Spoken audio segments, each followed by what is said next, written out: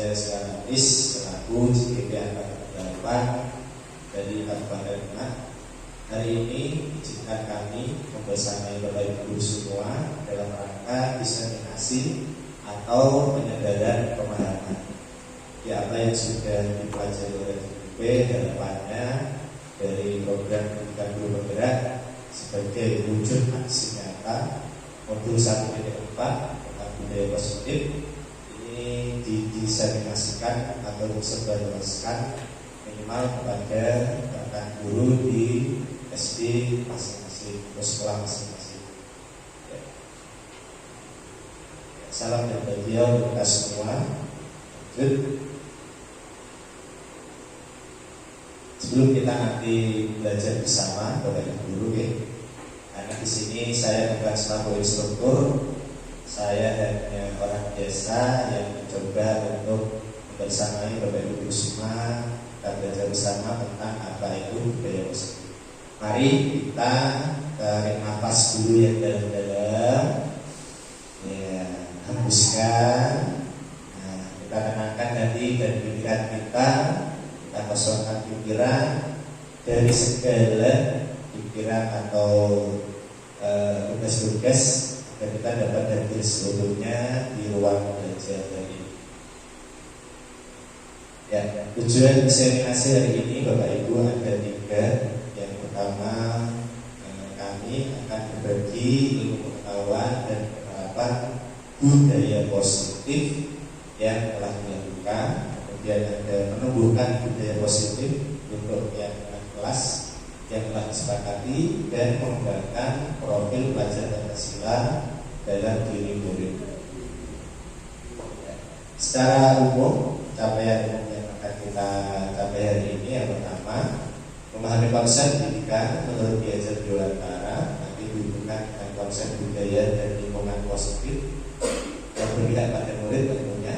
Kemudian mengetahui praktek disiplin dalam pendidikan Indonesia secara umum untuk mendapatkan pengalaman baru mengenai konsep disiplin positif.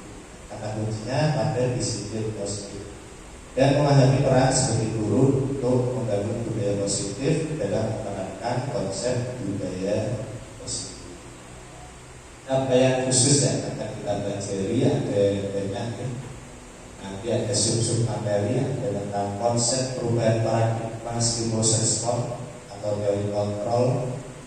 Kemudian ada 3 teori motivasi dan motivasi internal eksternal, keyakinan kelas, hukuman dan penghargaan. 5 kebutuhan dasar manusia, 5 posisi kontrol guru. Nanti disajikan beberapa masalah. Selama ini kita sebagai guru memposisikan sebagai apa? Dan yang terakhir muaranya nanti pada penerapan segitiga restitusi. Ada mengetahui strategi disiplin positif yang memerdekakan murid untuk menciptakan ekosistem sekolah yang baik. Seperti itu. Nah, ini pertanyaan pematik pembuka yang bisa Bapak Ibu guru jawab. Nanti pertanyaan pematik ini ketika dijawab sekarang dengan ketika nanti sudah selesai mungkin akan berbeda pemahaman seperti itu. Bapak Ibu bisa menjawab setuju atau tidak setuju. Oke. Yang pertama, hukuman dapat mendisiplinkan anak. Setuju atau tidak setuju?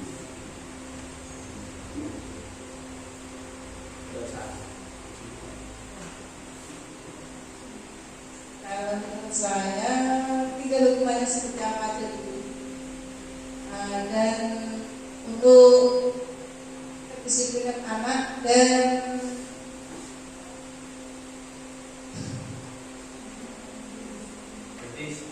ya lebih banyak setujunya daripada tidak. Jawaban dari dua ini setuju bahwa hukuman dapat mendisiplinkan anak. Yang kedua, pemberian hukuman dengan hal positif, jadi dihukum dengan membaca, membersihkan halaman sekolah itu dapat meningkatkan disiplin anak. Ada yang bisa menjawab ini salah satu?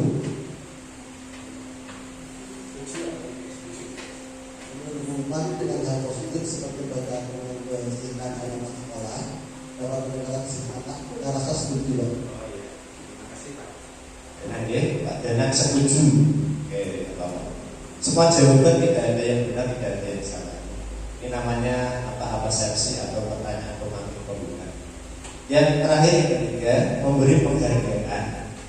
Jadi ketika Anda sukses melakukan tugasnya, kita beri penghargaan, itu dapat meningkatkan motivasi belajar. Setuju atau tidak setuju? Memberi penghargaan dapat meningkatkan motivasi belajar. Saya sangat setuju sekali. Terima kasih Bu Jasira. Jawaban Bu Jasira setuju ya. Jadi ketika anak diberi penghargaan itu dapat meningkatkan motivasi belajar. Sekarang kita masuk ya topik diseminasi hari ini Bapak Ibu. Jadi nanti ada 6 ya. Yang pertama disiplin positif dan nilai-nilai kebajikan universal. Ada teori motivasi, hukuman penghargaan, restitusi, dan keyakinan kelas yang selama ini kita gunakan peraturan kelas. Tapi sekarang dari keyakinan kelas ada juga kebutuhan dasar manusia dan dunia berkualitas, dan 5 posisi kontrol guru, dan yang terakhir ada segitiga restitusi. Ya, kita masuk ke sub materi yang pertama Bapak Ibu tentang disiplin positif dan nilai-nilai kebajikan universal. Nah, sebelumnya ya ini gambaran umumnya nih, tabel umum dari apa itu disiplin positif. Jadi disiplin positif ini mengacu pada teori kontrol atau perpilihan dari Dr. William Glasser. Kalau kita lihat gambarnya di sini, Anda tidak bisa mengontrol orang lain, dan yang Anda yang bisa mengontrol diri Anda. Jadi ketika ada orang lain mengontrol kita, kalau kita ikut apa yang diminta oleh orang tersebut, sebenarnya kita mengizinkan diri kita untuk dikontrol oleh orang lain. Misal ketika murid di kelas, guru menjelaskan, guru meminta murid untuk tenang. Nah, ketika murid memilih untuk tenang mengikuti apa yang diminta guru, sebelumnya pada saat itu murid mengizinkan dirinya untuk dikontrol oleh guru. Tapi bisa juga dan murid ketika disuruh untuk diam masih ngomong, masih bicara. Pada saat itu murid tersebut sedang tidak ingin dikontrol oleh orang lain. Jadi sesungguhnya yang mengontrol adalah diri kita sendiri. Nah, nanti turunannya pada makna disiplin. Kemudian semua perilaku memiliki tujuan. Jadi semua perilaku itu pasti punya tujuan. Nanti bermuara pada teori motivasi. Ketiga, menjadi hukuman, mendapatkan imbalan, dari diri sendiri. Dan nanti turunannya pada nilai-nilai kebajikan universal dan keyakinan kelas. Ada model berpikir menang-menang, kolaborasi dan konsensus, ciptakan bulan baru. Nanti ada 5 posisi kontrol. 5 posisi kontrol inilah yang nanti akan kita refleksikan terhadap diri kita selama ini dalam mengajar. Kita berada di posisi mana? Apakah sebagai penghukum, apakah sebagai pembuat rasa bersalah, sebagai teman, sebagai pemantau. Nah, yang paling disarankan di sini adalah sebagai manajer. Dan nanti muaranya, harapannya kita dapat menerapkan segitiga restitusi dengan 3 langkah tersebut. Nah, yang terakhir, kebutuhan kita berbeda. Kita berusaha memahami dengan orang tentang dunia, padahal setiap orang punya memiliki gambaran yang berbeda. Nanti muaranya pada 5 kebutuhan dasar manusia: bertahan hidup, penguasaan, kasih sayang dan terima, kesenangan dan kebebasan. Jadi nanti ketika ada murid melakukan sebuah penyimpangan salah, mungkin saja dia sedang dalam berusaha untuk memenuhi kebutuhan dasar. Seperti itu. Kita lanjutkan ke perubahan paradigma. Ya, ini kita main game sebentar ya. Bisa minta tolong Bapak Ibu nanti bisa menuliskan satu benda yang menurut Bapak Ibu sangat berharga. Bisa mobil, HP atau apapun, Mas ya. Kertasnya tidak usah yang besar-besar, nanti ditulis. Nanti silahkan berpasangan di salah satu nanti yang menulis, nanti kertasnya digenggam, kemudian partnernya atau rekannya berusaha membuka, membujuk, boleh dengan membujuk, mengancam, mendaki, merayu, menyuap, apa saja. Di ibaratnya kuat-kuatan. Nah, yang menggenggam berusaha agar tidak membuka. Nah, yang mau membuka, ya bagaimana caranya supaya temannya ini mau membuka, mau dirayu atau dibujuk. Silahkan Bapak Ibu ada kertas ya. Ya, disobekkan kecil-kecil pakai penggaris itu Bapak Ibu. Kertas kosong. Oh, oke, ada dulu. Kecil mawon. Nanti coba dipraktekkan ya. Bisa maju atau mungkin bisa di tempat duduknya. Ya. Misalkan benda yang sangat berharga ya, emas atau mungkin jam tangan yang menurut panjenengan itu sangat berharga bagi panjenengan, atau sesuatu ya keluarga atau yang lain-lain lah yang menurut panjenengan itu sangat berharga, orang tua, oke. Satu kata benda saja atau sesuatu saja dengan tuliskan ya, dilipat dari oke.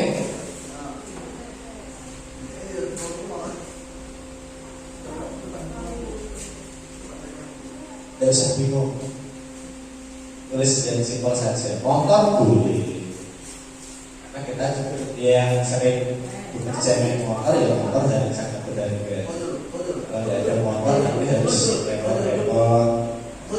Bisa dompet, ATM, bebas ya. Itu bisnis. Sudah nih, silakan dilipat atau diulang-ulang. Ya. Nah, kita nanti tidak akan mempraktekkan ke semuanya, cukup satu perwakilan saja. Nanti yang satu berperan menggenggam, yang satu berperan berusaha membuka. Mungkin sebaiknya kalau yang perempuan ya sama perempuan. Kalau perempuan sama laki-laki nanti kekuatannya kan beda. Nanti akhirnya yang perempuan tak kuat. Oke, ini bisa dipraktekkan siapa? Bu Fani, Kuning, Bunila, bebas. Dua liter dulu nih. Enggak ke depan boleh. Iya. Atau di tempat duduknya enggak apa-apa. Sambil berdiri. Bujas sama Bunila. Ya. Oke. Siapa yang nanti bertugas mau menggenggam Bujas atau Bunila? Ya. Nanti yang satu berusaha membuka genggamannya. Jangan menggenggam semua, salah satu saja. Iya, oke. Berarti Bunila yang membuka. Oke, silakan berusaha membuka. Bunila berusaha menggenggam. Jangan sampai dibuka.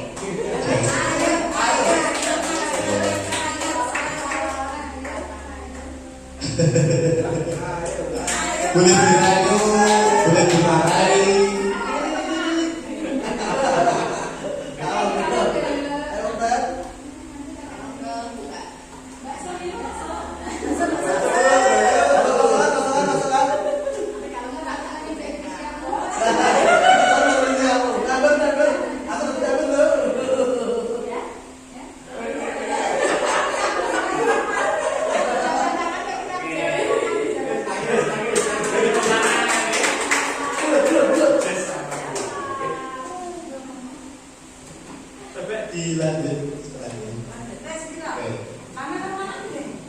Seharusnya coba kita jawab.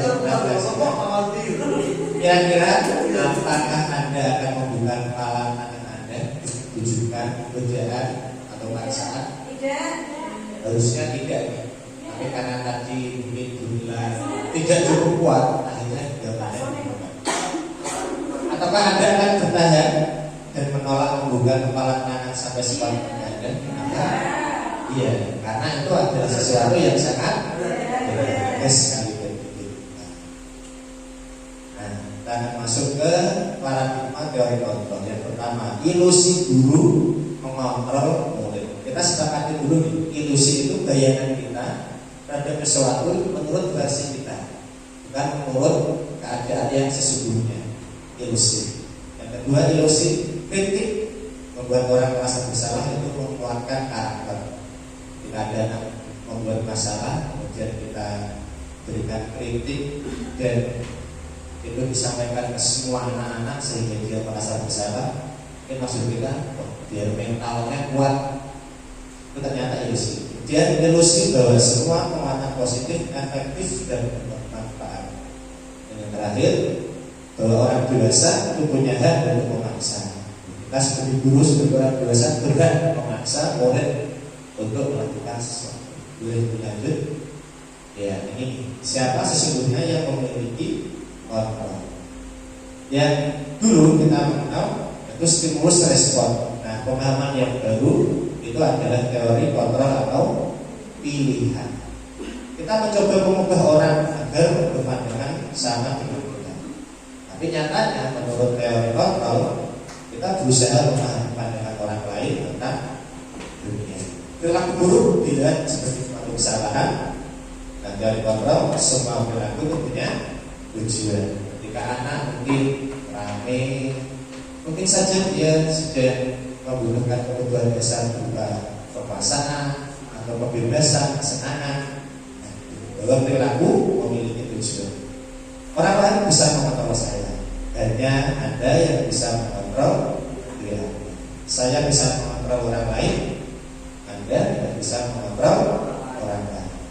Pemaksaan itu ada pada saat bujukan gagal. Kita gagal membujuk, akhirnya dipaksa. Nah, yang benar adalah kolaborasi atau konsensus menciptakan pilihan-pilihan baru. Yang dulunya berpikir menang kalah, gurunya menang, gurunya kalah. Sekarang model-modelnya menang, gurunya menang, ya muridnya sama-sama untuk. Selanjutnya, makna disiplin. Ya. Disiplin itu berasal dari kata Latin disiplina, artinya belajar. Ya. Makna asal dari kata ini berkonotasi dengan disiplin diri murid-murid Socrates, Plato. Ini sudah sangat lama. Disiplin diri membuat orang dari potensinya menuju sebuah tujuan apa yang dia hargai. Nah, namun dalam budaya kita ternyata disiplin itu berubah maknanya. Jadi sesuatu yang harus dilakukan seorang pada orang lain untuk mendapatkan kemakmuran. Nah, itu berkonotasi cenderung ketidaknyamanan. Yo, kalau tidak disiplin nanti kamu dihukum. Nah, itu artinya disiplin sudah berubah makna menjadi ketidaknyamanan.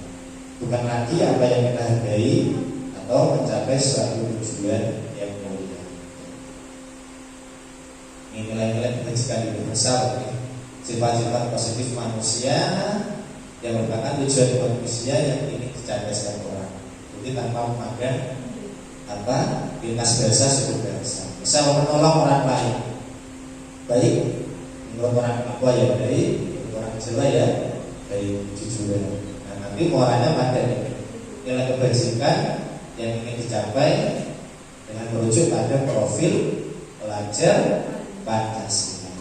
Dua ini mungkin bisa memimpin menyanyi profil pelajar Pancasila. Ya Bu, biar kita sedikit fresh.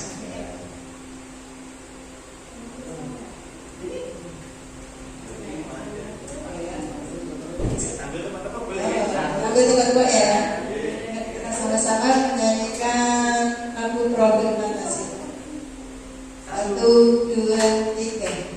Pelajar Pancasila beriman dan bertakwa pada Tuhan yang Esa dan berakhlak mulia, berkebudayaan global, gotong royong mandiri, kreatif dan bernalar kritis. Terima kasih. Terima kasih Bu Bani. Bisa dilanjutkan slide yang selanjutnya. Ya, tadi kita sudah belajar disiplin positif. Sekarang kita masuk ke teori motivasi, hukuman dan penghargaan. dan restitusi. Ya, menurut Ki Hajar Dewantara, pengertian merdeka itu artinya tidak hanya terlepas dari pemerintah, tapi juga cakap memerintah diri sendiri. Bukan lagi kita memerintah orang lain agar patuh, tapi diri kita yang memerintah untuk diri kita sendiri agar bisa melakukan sesuatu. Kita masuk ke teori motivasi. Ya, ada 3 Bapak Ibu teori motivasi. Yang pertama, motivasi perilaku manusia untuk menghindari ketidaknyamanan atau hukuman. Ini termasuk motivasi eksternal. Ketika anak disuruh mengerjakan PR, atau ketika anak disuruh bikin kelas, anak memilih patuh, mungkin saja dia motivasinya ini untuk menghindari ketidaknyamanan atau hukuman. Yang kedua, untuk mendapatkan imbalan dari orang lain. Ketika disuruh maju, ayo maju, ya dari maju nanti dapat bintang, dapat stiker senyum. Nah, itu motivasinya masih eksternal, ya, agar dapat imbalan dari gurunya. Nah, yang terakhir inilah yang nanti disarankan untuk menghargai dirinya sendiri. Saya akan menjadi orang seperti apa apabila saya melakukan. Ini termasuk motivasi internal, tujuan disiplin positif. Ini secara ringkasnya mungkin tingkatan terendah motivasi para manusia yaitu menghindari ketidaknyamanan. Yang kedua, mendapatkan imbalan atau penghargaan dari orang lain. Kemudian yang ketiga, ya, untuk menghargai diri sendiri dengan nilai-nilai yang dipercaya. Ketika anak bangun pagi, sholat subuh atas perintah dirinya sendiri, bukan perintah orang tuanya, maka itu dia sudah mencapai level yang ketiga, motivasi internal. Ya, ini masuk ke pertanyaan pemantik yang tadi nomor 3 kalau tidak salah. Monggo. Dihukum oleh penghargaan.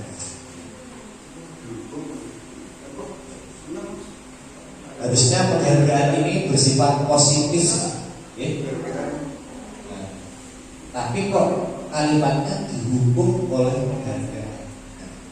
Secara singkatnya bahwa penghargaan itu berlaku sama dengan hukuman, yaitu meminta membujuk seseorang melakukan sesuatu untuk memenuhi tujuan tertentu dari orang yang meminta. Dorongannya masih eksternal, ya. Pengaruhnya ada 5. Pengaruh jangka pendek, jangka panjang. Penghargaan itu menghukum, mengurangi ketepatan, tidak efektif, dan merusak hubungan. Mari kita elaborasi satu persatu. Hukum oleh penghargaan. Yang pertama, pengaruh jangka pendek, jangka panjang. Penghargaan berlaku untuk mendapatkan seseorang melakukan sesuatu dalam jangka waktu pendek. Jika kita menggunakan penghargaan lagi dan lagi, orang tersebut akan tergantung pada penghargaan yang diberikan. Seperti tadi, yo yang maju nanti dapat stiker, yang maju nanti dapat bintang. Kalau sudah tidak ada stiker lagi, tidak ada bintang lagi, maka siswa tidak punya motivasi lagi untuk maju. Betapa saya maju nanti tidak dapat bagian. Jika kita mendapatkan penghargaan, maka kita ingin mendapatkan hal-hal itu lagi, karena kita menyadari tindakan baik yang kita lakukan. Harusnya maju itu melatih apa begitu? Keberanian, percaya diri, berani mengungkapkan pendapat. Tapi motivasinya bukan lagi itu, hanya sekedar untuk mendapatkan penghargaan. Yang kedua, penghargaan tidak efektif. Ya. Jika saya mengharapkan suatu penghargaan dan tidak mendapatkannya, maka saya akan kecewa dan lain kali tidak akan berusaha sekeras sebelumnya. Inilah ini kayak biasa dapat penghargaan berupa tepuk tangan, berupa reward yang lain. Kalau si murid ini tidak dapat lagi, akhirnya kecewa. Kemarin Sekarang kok tidak? Inilah. Jadi penghargaan itu tidak efektif. Dilanjutkan yang ketiga, penghargaan merusak hubungan. Ketika seorang memberi penghargaan dipuji di depan orang banyak, maka yang lain akan merasa iri. Mesti sing disebut misalkan Alvaro, Bilqis, nah, murid-murid yang lain iri dulu. Ya sudah, akhirnya saya tidak berani maju, tidak berani mencoba. Yes, paling kok yang diuji murid-murid itu saja. Itu ternyata penghargaan bisa merusak hubungan. Jika seorang guru sering memberikan penghargaan pada murid, besar kemungkinan motivasinya untuk menyenangkan gurunya, bukan untuk bersikap jujur, bukan untuk karena dia pengen maju. Yang penting aku maju dan guruku senang. Penghargaan menciptakan persaingan di kelas. Mereka yang percaya bahwa mereka tidak memiliki kesempatan, akhirnya berhenti mencoba. Siswa yang tergolong biasa-biasa saja, ya sudah memilih untuk duduk saja. Yang maju yang paling siswa itu terus. Keempat, penghargaan mengurangi ketepatan. Bisa dilanjutkan yang kelima. Terakhir, penghargaan menghukum inilah. Kok penghargaan kok malah menghukum? Di sini dijelaskan penghargaan menghukum mereka yang tidak mendapatkan penghargaan. Misalnya sistem ranking, mereka yang mendapat ranking kedua akan merasa dihukum. Misalnya ranking mungkin kemarin 3, masa depan ranking 5, itu merasa dihukum. Rankingku lebih rendah. Penghargaan dan hukuman dari yang sama. Itu tujuannya untuk mengendalikan perilaku seseorang. Karena orang pada dasarnya tidak suka dikendalikan, dalam jangka waktu yang lama penghargaan itu akan terlihat sebagai hukuman. Jika suatu penghargaan diharapkan tidak mendapatkannya, akhirnya kecewa dan merasa dihukum. Karena penghargaan itu punya efek yang seperti dihukum oleh penghargaan ada 3: menurunkan kualitas, mematikan kreativitas, dan mengurangi motivasi Indonesia. Bukan berarti guru tidak boleh memberikan penghargaan, boleh, cuma mungkin intensitasnya tidak terlalu sering. Jika setiap perilaku anak diberikan penghargaan, nanti akan berdampak seperti itu. Ya, ini ada tugas perbedaan hukuman dan konsekuensi yang sudah Bapak Ibu guru dapatkan.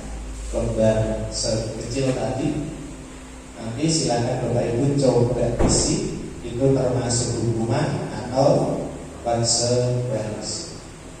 Sedikit gambaran, kalau hukuman itu sifatnya satu arah dari guru kepada murid.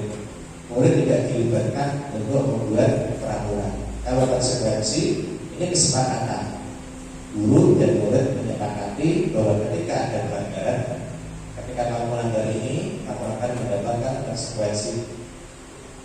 Jadi kalau hukuman sifatnya tidak melibatkan murid. Murid terlambat langsung diberikan hukuman 5 kali, 100 kali, bisa diisi, nanti bisa dijawab satu persatu.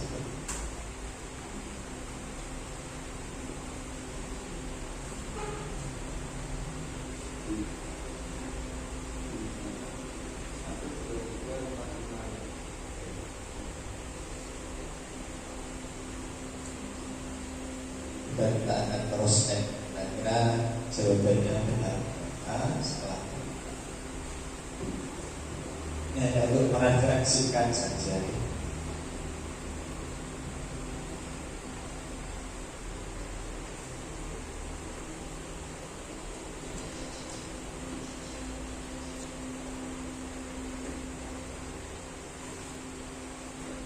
Jadi Pak Janan dulu bisa.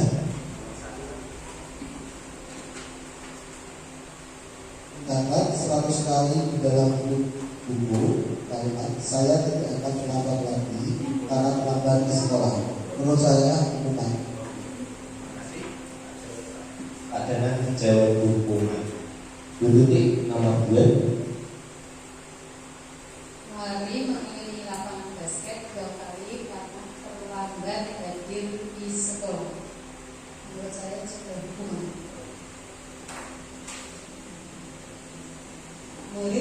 minta untuk push up 15 kali karena tidak menggunakan masker ke sekolah juga termasuk hukuman.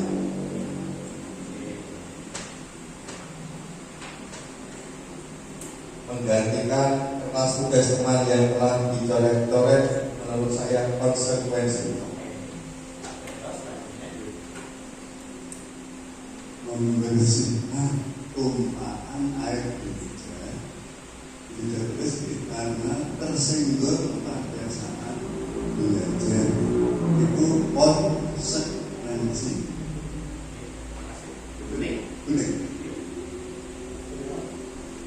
Murid disuruh untuk tidak menggunakan sepatu seharian di sekolah karena tidak menggunakan sepatu hitam, itu termasuk hukuman.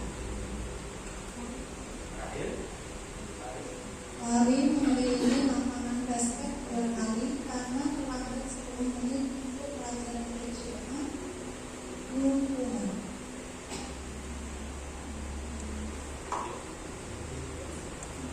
Terima kasih Bapak Ibu. Kita juga akan cocokkan dengan jawaban tadi. Wah, beneran sih.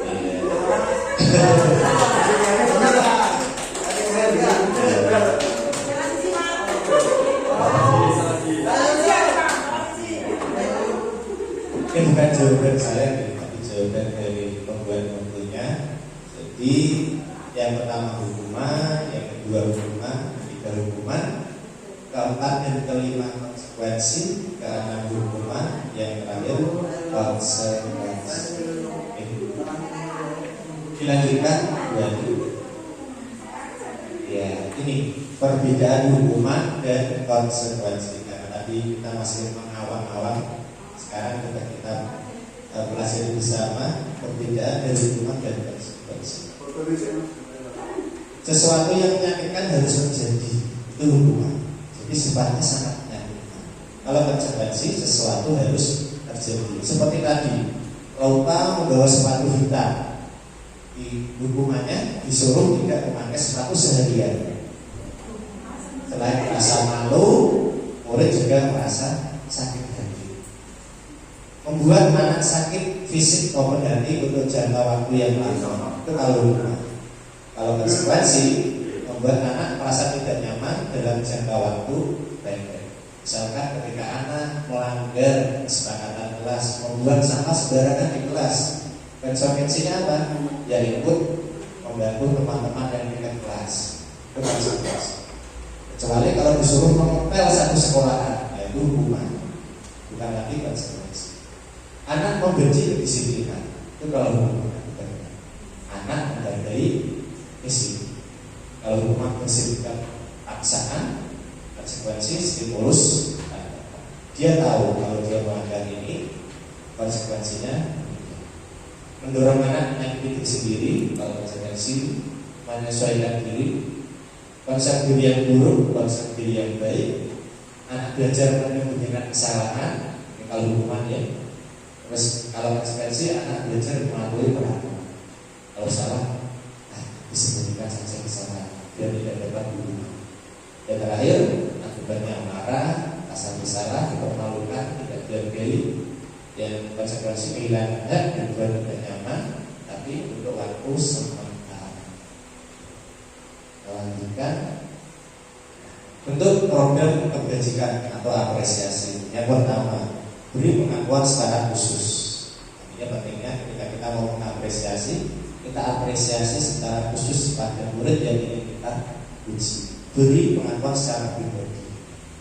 Yang baik diberikan pujian secara pribadi. Kenapa kok tidak di depan teman-temannya? Ya seperti itu tadi, ketika di penghargaan umum.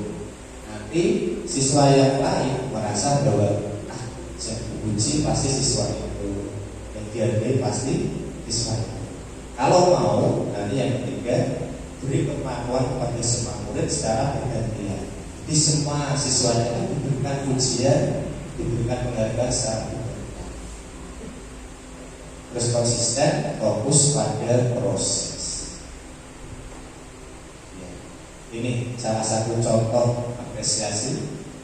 Kemarin saya perhatikan rasa empati itu besar sekali ya saat menolong murid baru di kelas kita membuka dalam kebajikannya apa situasi. Saya menghargai kepedulianmu saat kamu membantu teman kamu di tugas pokok. Terima kasih untuk rasa tanggung jawabmu pada saat kamu memungut kertas-kertas yang berserakan. Ini restitusi. Kita mengenal sedikit mengenai restitusi, baru nanti yang ketiga yaitu ketiga restitusi. Restitusi adalah proses menciptakan kondisi bagi murid untuk memperbaiki kesalahan mereka, sehingga mereka bisa kembali kepada kelompok mereka dengan karakter yang lebih kuat. Merupakan proses kolaboratif mencari solusi, membantu murid untuk berpikir tentang mereka yang jadi seperti apa. Nanti bisa kita bahas lebih lanjut pada ketiga restitusi. Ini kira-kira gambaran umum tentang hubungan itu bagaimana, konsekuensi itu bagaimana, dan restitusi itu yang lanjut kawan. Ciri-ciri restitusi ya, bukan menebus kesalahan, tapi belajar dari kesalahan, memperbaiki hubungan, tawaran bukan paksaan, ya. Menuntut untuk melihat dalam diri, mencari kebutuhan dasar. Kalau tadi anak misalkan jadi teman sampai menangis, kita cari dulu masalahnya apa, kebutuhan dasar anaknya apa yang belum dipenuhi. Restitusi cara yang paling baik, fokus pada karakter, fokus pada solusi yang baik, mengembalikan murid yang dibuat salah pada kelompok. Jadi ketika anak dibuat salah, bisa kembali lagi ke kelompok. Kita masuk ke keyakinan kelas. Jadi ini yang sub ketiga ini. Mengapa tidak peraturan saja? Mengapa harus keyakinan kelas? Kalau selama ini kita mengetahui peraturan kelas, kesepakatan kelas, dalam budaya positif kita mengenalnya sebagai keyakinan kelas. Pertanyaan yang pertama, mengapa kita memiliki peraturan harus menggunakan helm bila mengendarai kendaraan roda 2? Apa harus pakai helm? Iya, untuk keselamatan keamanan. Kalau jatuh, terjadi benturan kepala, tidak cedera ya. Mengapa kita memiliki peraturan 3M? Menggunakan masker, mencuci tangan, menjaga jarak. Ya untuk keselamatan. Ini pada saat kemarin di masa-masa COVID. Mengapa kita memiliki peraturan harus datang tepat waktu pada saat memimpin? Agar iya, tepat waktu ya agar dapat mendapatkan materi dengan baik. Untuk mendukung motivasi intrinnsik, kembali ke nilai-nilai keyakinan. Jadi seseorang lebih tergerak terhadap apa yang dia yakini dibanding mengikuti peraturan.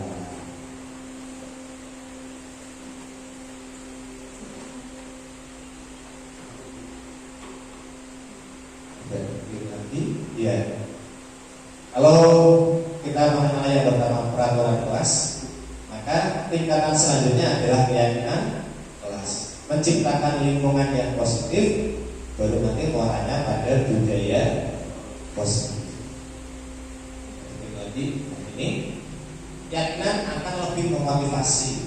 Ini memunculkan motivasi intrinsik. Seseorang akan bergerak, bersemangat menjalankan keyakinannya daripada hanya sekedar mengikuti peraturan. Kenapa toh harus memakai sepatu hitam? Kenapa boleh itu? Iya, biar seragam. Ya, melatih anak untuk disiplin. Kenapa kok harus membawa buku? Ya, untuk menulis. Ya, dari dua gambar ini, kira-kira mana yang peraturan, mana yang keyakinan, mana yang kesepakatan, mana yang di situ kan kesepakatan semua Pak. Ya. Keyakinan itu setingkat lebih tinggi dari peraturan. Kita meyakini tentang tadi nilai-nilai kebajikan universal. Yang hijau ini keyakinan atau peraturan?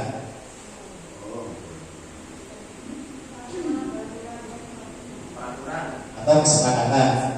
Yang putih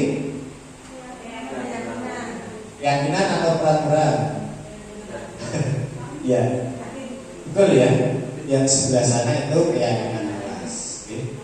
Jadi kami guru dan murid yang saling menyayangi. Kami murid yang semangat belajar. Jadi kata kunci di saling menyayangi, semangat, peduli itu adalah keyakinan yang harus diyakini siswa. Kalau ini kan memang sifatnya teknis nih, datang tepat waktu, menjaga kebersihan, itu peraturan atau semangat. Nah, ini sekilas tentang bagaimana membentuk keyakinan kelas. Mungkin Bapak Ibu Guru sudah mempraktekkan kemarin tentang kesepakatan kelasnya masing-masing. Ya, yang umum biasanya akan datang tepat waktu, tidak menjadi lemah, tidak membuang sampah sembarangan di kelas, terus mendengarkan penjelasan guru. Itu juga penting di masa-masa awal ini, harus ditanamkan ke anak agar anak, ternyata peraturan kelas saya ini, kalau saya melanggar nanti dapat konsekuensi. Kalau tidak dibuat kesepakatan kelas di awal, nanti kita jadi susah kalau mau menerapkan disiplin positif. Bisa dilanjutkan, lanjut lagi. Kegiatan diagram ini tidak usah dikerjakan, nanti juga dilanjut awal tabel ini lanjut. Ya, ini kegiatan pendalaman yang tegas. Nanti yang dihormati tampak seperti datang tepat waktu, yang tidak tampak seperti apa, sering hadir lawan kata. Kalau terdengar satu orang berbicara, yuk saya bantu, kita bisa selesaikan ini. Kalau yang terlihat sudah berempati, mendengarkan orang lain dengan sesama, yang berperilaku dia mewujudkan perilakunya, bersifat ramah, memberi salam hormat, dan itu yang jadi lanjut. Nah, masuk yang keempat, Bapak Ibu, tentang kebutuhan dasar manusia. Ada 5 nih. Yang pertama, yang paling tengah, bertahan hidup. Kemudian yang ada logo cintanya, ya, kasih sayang dan rasa diterima. Ada penguasaan, kebebasan dan kesenangan. Oke, ini secara singkatnya kebutuhan bertahan hidup. Intinya kita secara fisiologis makan supaya tidak sakit, minum supaya tidak haus. Itu ke kebutuhan bertahan hidup. Dilanjut, cinta dan kasih sayang. Ini rasa kelima tadi. Ketika ada anak apa tadi, ramai di kelas, bisa jadi bukan karena dia nakal, tapi ingin mencari perhatian guru, merasa kurang diperhatikan. Saya diperhatikan kok siswa itu saja, saya kok tidak pernah diperhatikan. Mungkin dia melakukan suatu tindakan yang memancing perhatian guru. Oh, ternyata anak ini ada kebutuhan dasar, yaitu ingin diterima. Yang ketiga, lanjutkan, penguasaan, kebutuhan pengakuan atas kemampuan. Kebutuhan ini meliputi keinginan dianggap berharga, ya, diakui, dihormati. Biasanya anak-anak di dalam kategori, kalau kita sering menyebutnya istimewa, sering ngakali-ngakali, dia berkuasa dan bertemannya. Nah, ini mungkin kebutuhan dasarnya adalah penguasaan. Doni dia merasa hebat karena temannya jadi takut dan menuruti keinginannya. Itu kebutuhan dasarnya pengetahuan dan penguasaan. Yang keempat, kebebasan.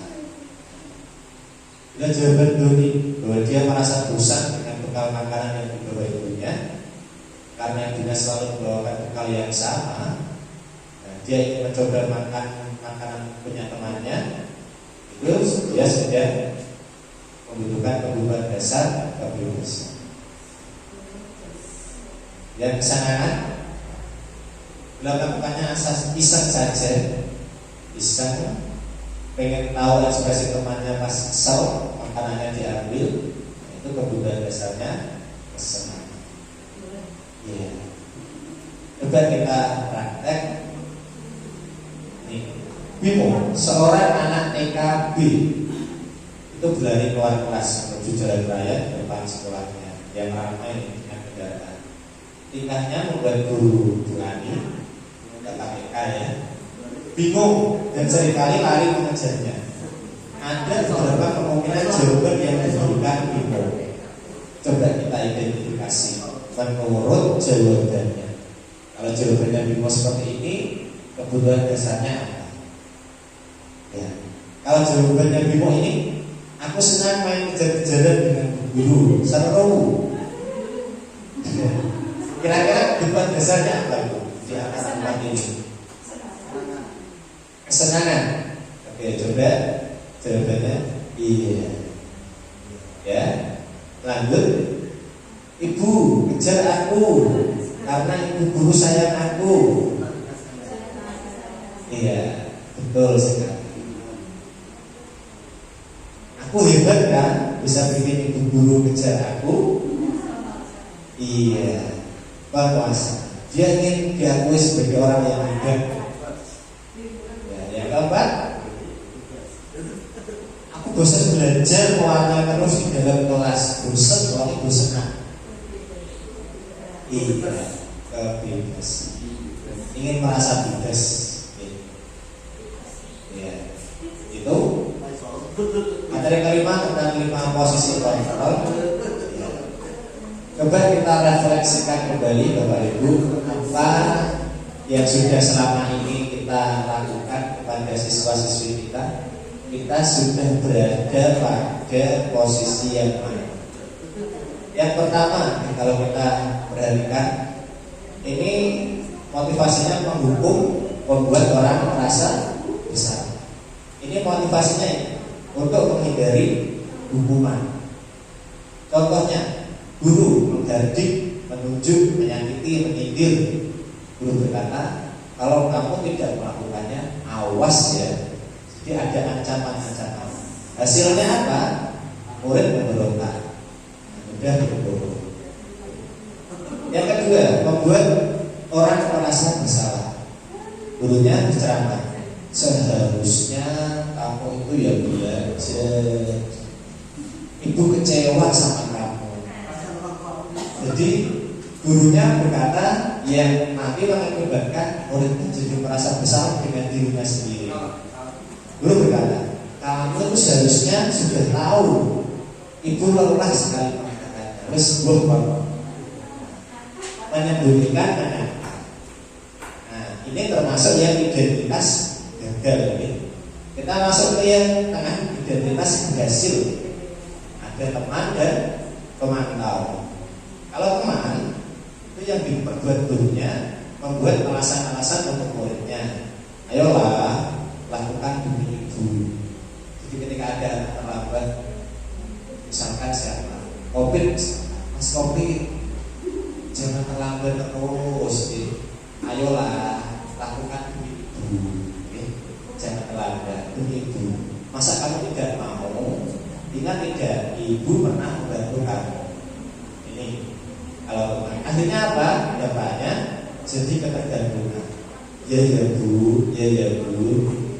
Kalau yang keempat, pemantau, menghitung dan mengukur.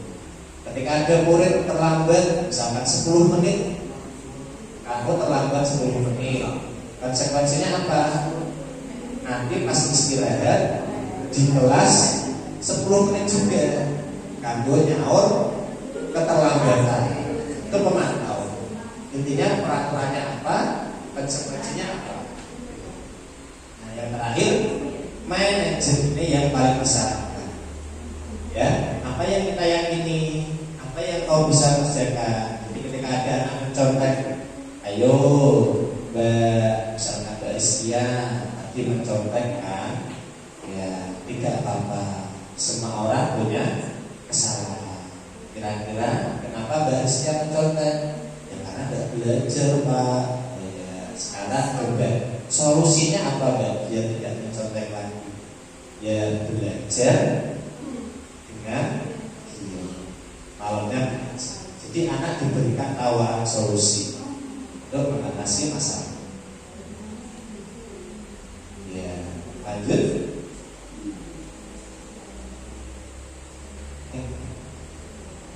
Ini ada 1, 2, 3, 4, 5. Ya, ini tidak usah ditulis, nanti dijawab langsung saja ya.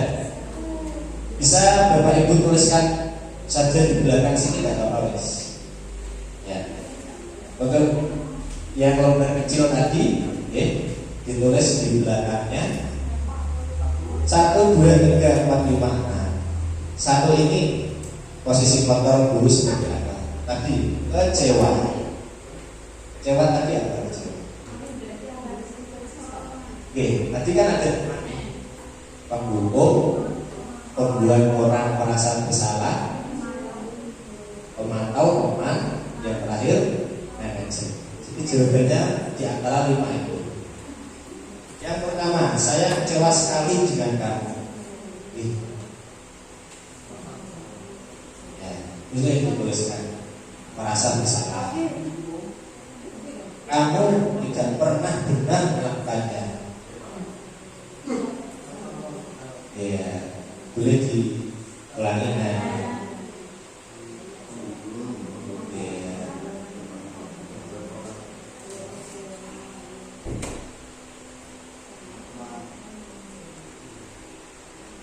Menghukum, membuat orang merasa bersalah, teman, memantau, atau manajer.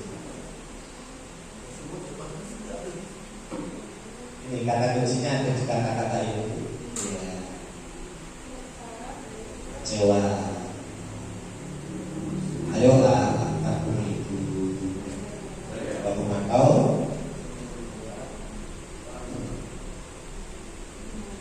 Ya.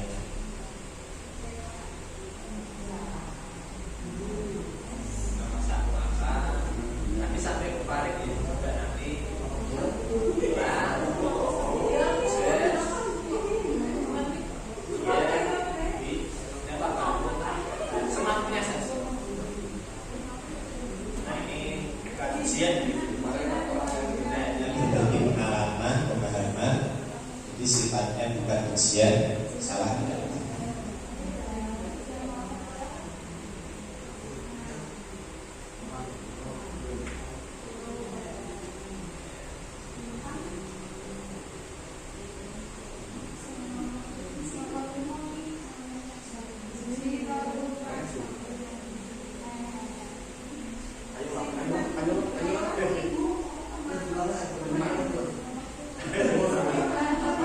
Kalau lupa boleh dikembalikan slide-nya. Iya. Nanti Bunces nanti dia fokus di soal yang kedua. Dia nanti yang ketiga.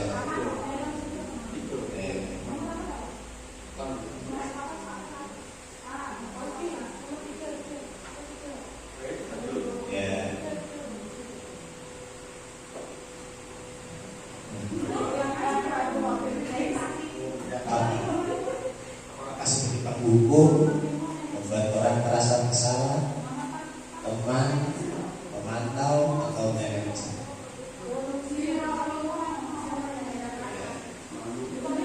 Yang manajer itu biasanya menanyakan apa yang kita yakini, apa solusinya, bagaimana cara, fokus ke solusi. Tapi kalau pemantau, ya peraturannya apa? Konsekuensinya apa?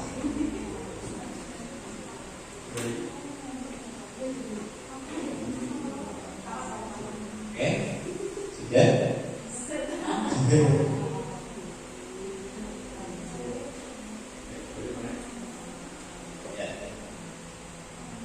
Sebisanya saja. Oke, mulai dari Bu Nina.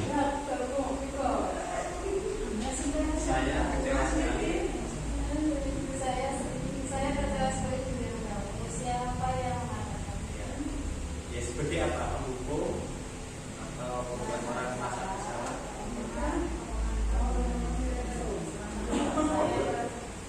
Pembuat orang masak pesawat. Yang kedua Jess. Aku tidak pernah mencari lakukannya dulu. Ya, itu dulu sebagai posisi pada pembuku. Pembuat orang masak pesawat.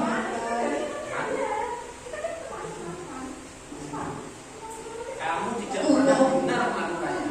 Bisa. Menurut dia nomor 3.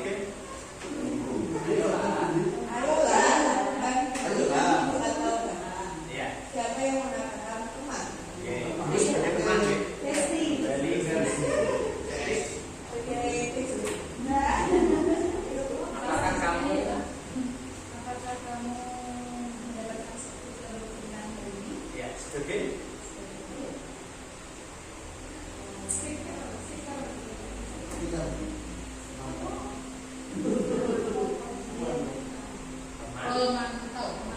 pemantau, oke pemantau.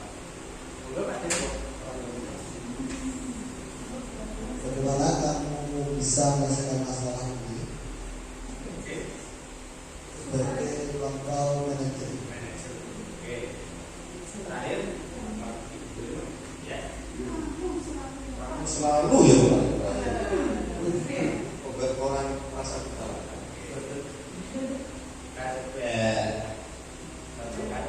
Beban bisa dilanjutkan sekali. Ya. Pak.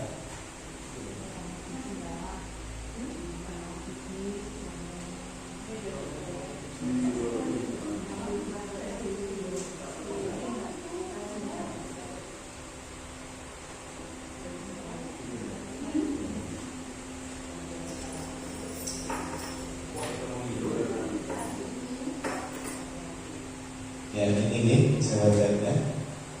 Yang pertama sebagai membuat orang merasa bersalah. Ini jawab. Kamu tidak pernah benar. Ini sudah kita hukum. Ayolah lakukan ibu dong Pak. Teman-teman. Pak kamu mau mendapatkan stiker hari ini? Pemantau. Bagaimana kamu bisa menyelesaikan? Sebagai manajer, kamu selalu yang terakhir. Dari Bang Buku. Oke, kita lanjutkan.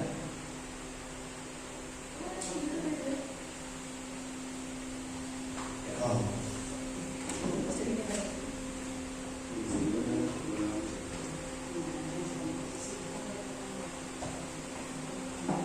Ya, saya kira sebenarnya seperti ini.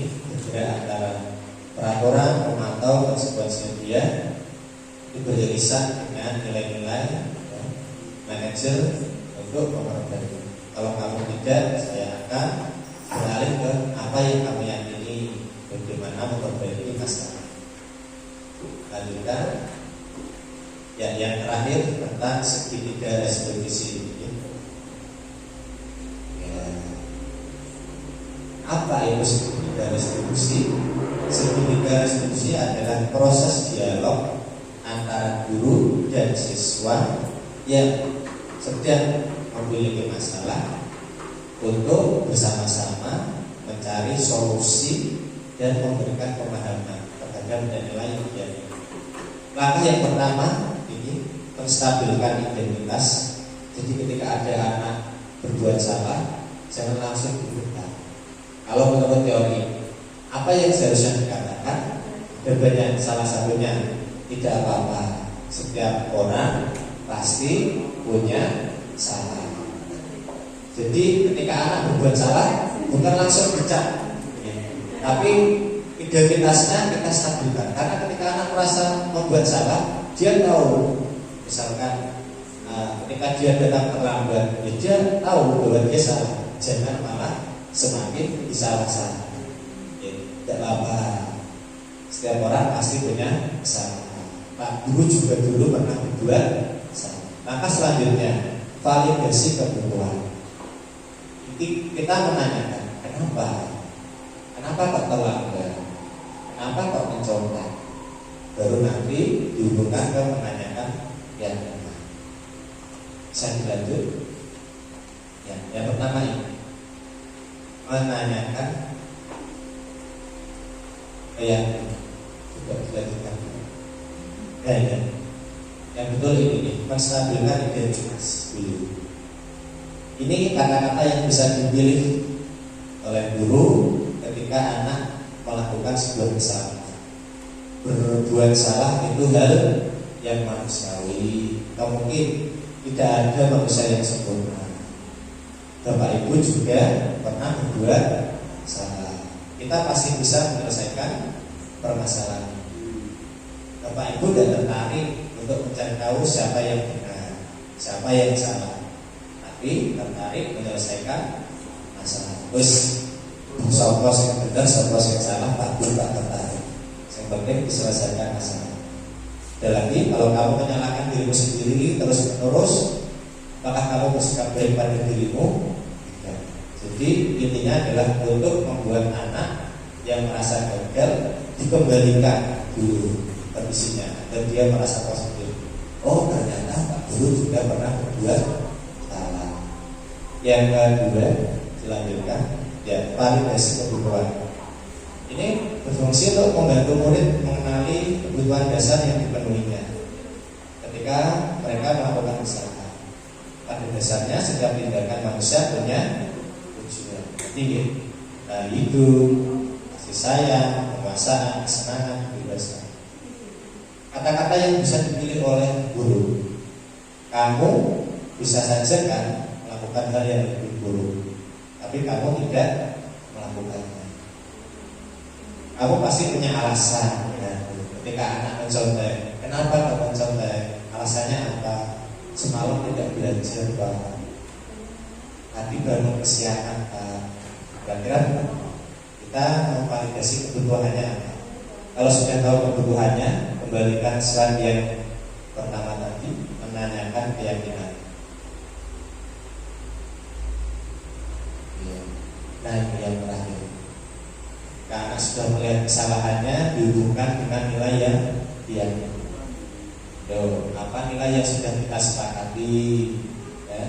Karena tadi di awal kita sudah membuat keyakinan kelas. Misalkan ketika anak mencontek kerjaan rumah, keyakinan kelasnya mengatakan kejujuran, dihubungkan ke nilai keyakinan kelas. Oh iya, ternyata mencontek tidak. Itu lanjut ke slide terakhir yang intervensi 30 detik. Jadi ketika anak berbuat salah Bapak Ibu, itu tidak harus muaranya segitiga restitusi. Bisa saja kita cukup melakukan intervensi 30 detik ini. Jadi bukan berarti semua kesalahan harus restitusi. Kalau memang bisa diselesaikan dengan intervensi 30 detik, bisa. Tidak harus semuanya segitiga restitusi. Beberapa pertanyaan yang bisa kita pilih, di antaranya ini banyak sekali. Apakah kamu ingin berbuat lebih baik? Ketika anak sudah sadar dengan diri, ya cukup pakai intervensi 30 detik. Oke. Dan terakhir, ya refleksi. Nanti harapannya bisa menjawab minimal satu orang, satu pertanyaan. Cukup 4 saja perwakilan. Pertanyaan yang pertama, hal baru apa yang mengubah paradigma saya? Yang saya dapatkan apa dari yang kita pelajari hari ini? Kemudian yang kedua, perasaan apa yang muncul selama mengikuti sesi ini, khususnya tentang disiplin dan motivasi intensif. Ketiga, peran seperti apa yang setelah saya lakukan selama mengikuti pembelajaran ini? Tadi posisi kontrolnya selama itu guru seperti apa? Apakah sebagai teman? Apakah sebagai pembuat orang merasa bersalah? Yang terakhir, saya akan menjadi pendidik yang seperti apa yang setelah mengikuti pembelajaran. Monggo, nomor 1 siapa? Nomor 2 siapa? Pilih yang Bapak Ibu ingin jawab. Tapi kalau sudah dijawab jangan dijawab ya, biar bergantung. Ya, yakin punya jawaban nomor 1 bisa menyampaikan pendapatnya atau jawabannya.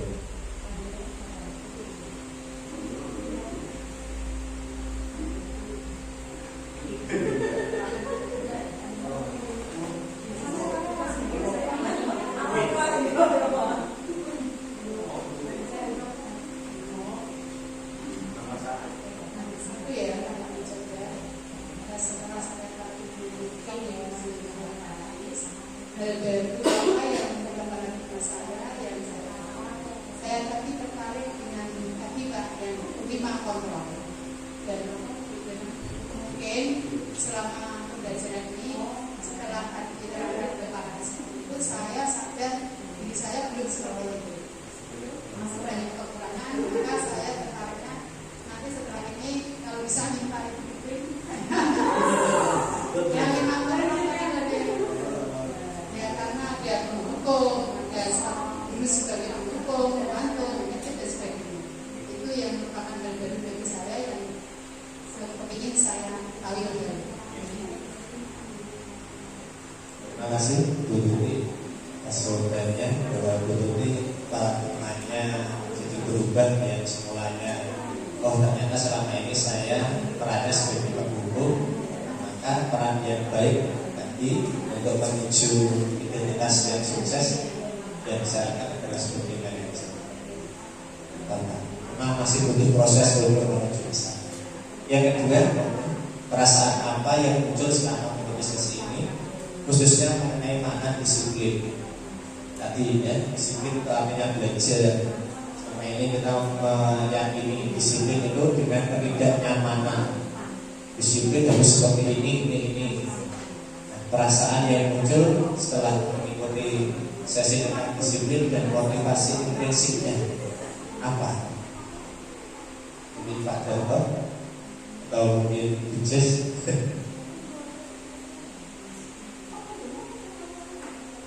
Senang, tertarik.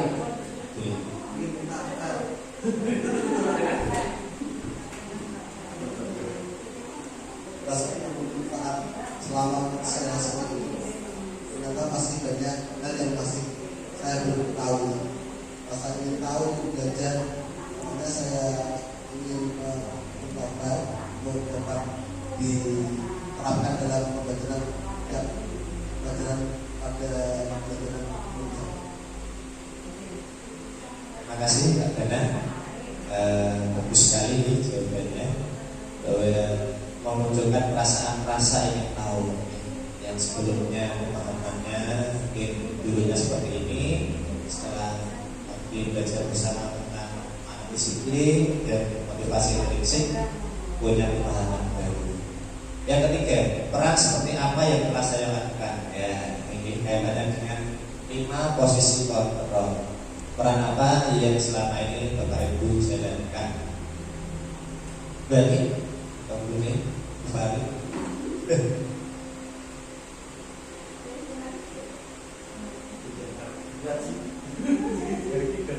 Peran seperti apa ya yang Pak lakukan selama mengikuti pembelajaran ini? Kayaknya saya selama ini masih melakukan peran saya sebagai penghukum dan teman. Terima kasih Bujes merefleksikan dirinya bahwa selama ini masih ada di posisi sebagai penghukum dan sebagai teman. Kalau sebagai teman sudah masuk ke identitas sukses, tidak apa-apa. Tapi mungkin memang efeknya menjadi ketergantungan murid yang disarankan adalah sebagai teman. Yang terakhir, saya akan menjadi pendidik yang seperti apa setelah mengikuti pembelajaran ini. Yang terakhir,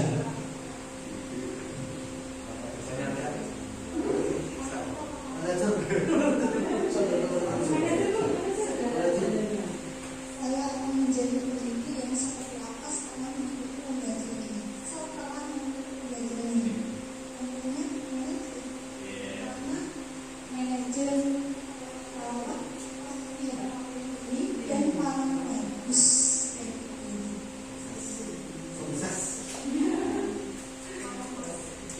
tidak puas untuk kita semua Bapak Ibu Guru. Kita sudah melalui sesi ini dengan lancar dan di babak terakhir ini kita tutup.